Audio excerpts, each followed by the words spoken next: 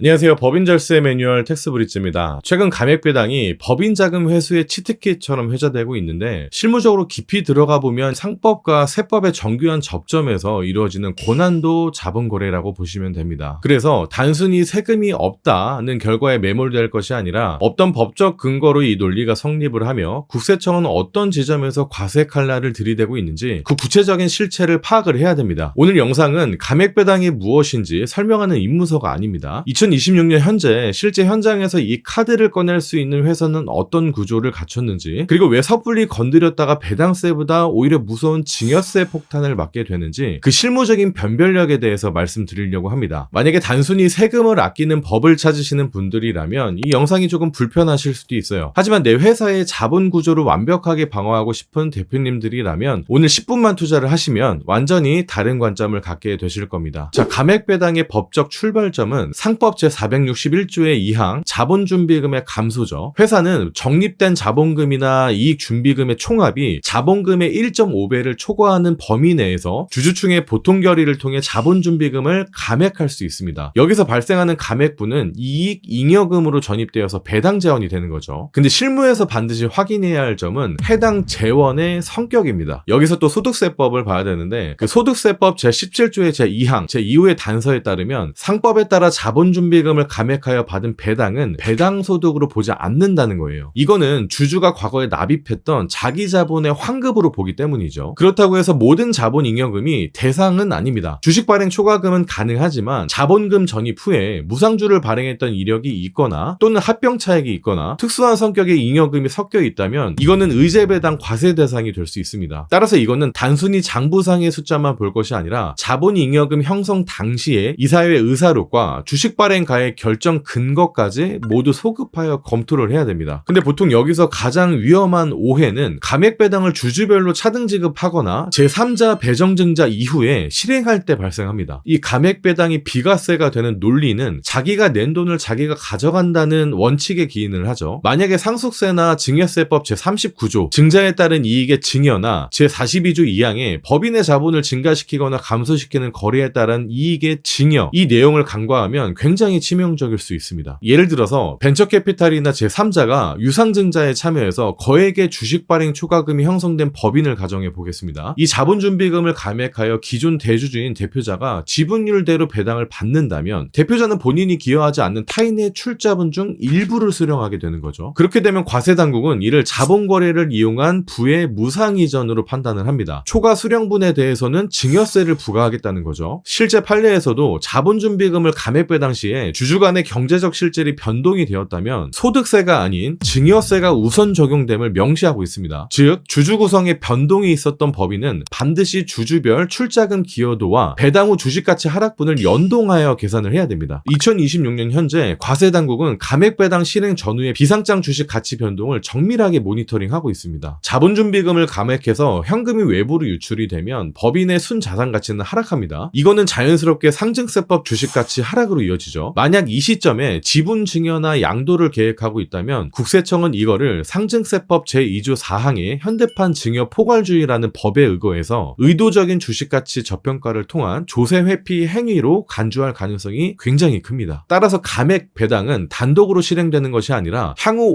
5개년의 가업승계 플랜이나 지분구조 개편 전략과 맞물려야 된다는 거예요. 특히 이익잉여금 비중이 높은 법인이 무리하게 감액 배당 구조를 만들기 위해서 이익잉여금을 자본금으로 전입을 했다가 다시 감액하는 방식, 소위 말하면 자본금 세탁이라고 하죠. 최근 세무조사에서 가장 먼저 부인당하는 유형입니다. 이 실질과세 원칙에 따라서 거래의 전체 과정을 하나의 연속된 행위로 보기 때문이에요. 결론적으로 성공적인 감액 배당을 하기 위해서는 이 세 가지 법리적 요건이 충족이 되어야 됩니다. 첫 번째는 재원의 적격성입니다. 해당 자본준비금이 소득세법과 비과세 열거 항목, 다시 말해 주식 발행 초과금 등에 명확히 해당돼야 하고 과거의 무상증자를 통한 의제배당 이력이 없어야만 비과세 주장이 가능합니다. 두 번째는 증여 의제의 배제죠. 주주별 납입 자본을 대비해서 실제 배당 수령액의 비율을 정교하게 산정을 해야 합니다. 그래서 타 주주의 이익을 침해하거나 특정 주주에게 부가 이전되는 구조라면 배당세가 아닌 증여세가 부과될 소지가 매우 높겠죠. 세 번째는 상업적 합리성의 확보예요. 자본 감소의 목적이 단순히 조세 회피에 있는 것이 아니라 과다 자본의 효율화나 주주가치 제고 같은 경영 경영상 합리적인 필요에 의한 것임을 입증할 수 있어야 국세청의 사후 검증을 통과할 수 있다는 겁니다. 매출 100억 이상의 법인은 일반 중소기업과 달리 세무 행정의 투명성이 매우 높게 요구가 되죠. 단순히 남들이 하니까 우리도 한다는 식의 접근은 수억 원대의 가산세의 원인이 됩니다. 그래서 전문가의 검토는 선택이 아니라 법적 자기 방어의 필수 과정일 수밖에 없다라는 거예요. 감액배당은 상법상의 절차적 정당성하고 세법상의 실질과세 원칙이 충돌하는 지점에 있습니다. 우리 법인의 정관에 자본준비금 감액 관련 조항이 미비하지 않는지, 현재 자본잉여금의 형성 과정에서 증여세 리스크는 없는지 정밀한 법적인 세무적인 진단이 필요하겠죠. 지금 이 영상을 보고 계신 매출 100억 이상의 법인 대표님들 중에서 우리 회사는 자본잉여금이 있는데 활용을 못하고 있다, 아니면 지분 구조를 정리하면서 자금을 인출해야 할 명확한 니즈가 있다 하시는 분들이 계시다면 혼자 고민하지 마시고 아래 링크를 통해서 상담 신청을 해주시면 재무제표와 자본 변동 내역을 정밀하게 분석을 해서 실제로 세금 여원의 구조가 가능한지, 아니면 잠재적인 증여세 리스크가 있는지 실무적인 시뮬레이션 결과를 직접 눈으로 보시면 훨씬 도움이 많이 되실 겁니다. 실제로 이 시뮬레이션 결과를 눈으로 보신 대표님들은 전체적인 방향이 보이니까 훨씬 도움이 많이 된다, 이렇게 말씀하시더라고요. 법인의 안전한 자산 관리는 정확한 법의 해석을 통해서 시작된다는 것을 잊지 마시고 오늘 영상이 대표님의 경영 판단에 큰 전환점이 되었길 바라겠습니다. 오늘 영상이 도움이 되셨다면 구독과 좋아요, 알람 설정까지 부탁드리겠습니다. 감사합니다.